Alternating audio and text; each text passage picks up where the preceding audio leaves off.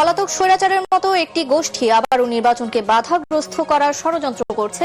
নোয়াখালীর হাতিয়ায় নির্বাচনী সমাবেশে তারেক রহমান সবাইকে সতর্ক থাকার আহ্বান। 24-এর বিপ্লব ছিল বুলেটের বিরুদ্ধে, আর 12ই ফেব্রুয়ারির নির্বাচন হবে অন্যায়, দুর্নীতি ও চাঁদাবাজির বিরুদ্ধে। কুষ্টিয়া, মেহেরপুর, চুয়াডাঙ্গা ও ঝিনাইদহের সমাবেশে জামায়াতের আমির। 11 দলীয় জোটের প্রার্থীরা জাতির মুক্তির প্রতীক। চট্টগ্রামে আসিফ মাহমুদ জুলাইয়ের শহীদদের ত্যাগে নতুন বাংলাদেশ করার আহ্বান। নির্বাচনকে অবাধ, সুষ্ঠু ও শঙ্কামুক্ত করতে সেনাবাহিনীকে পেশাদারিত্বের সাথে দায়িত্ব পালনের নির্দেশ প্রধান উপদেষ্টার। সশস্ত্র বাহিনীর সাথে ডক্টর ইউনূসের মতবিনিময়।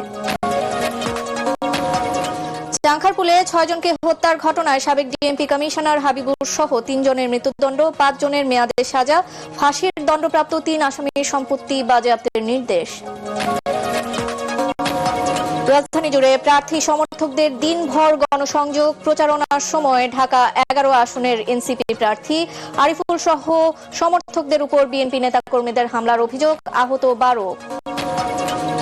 এবং ত্রয়োদশ জাতীয় সংসদ নির্বাচনের স্বচ্ছতার প্রশ্নে আপোষ করবে না ইসি। প্রবাসীরা দেশের ভেতর থেকে ব্যালট পাঠালে বাতিল হবে ইসি সচিব।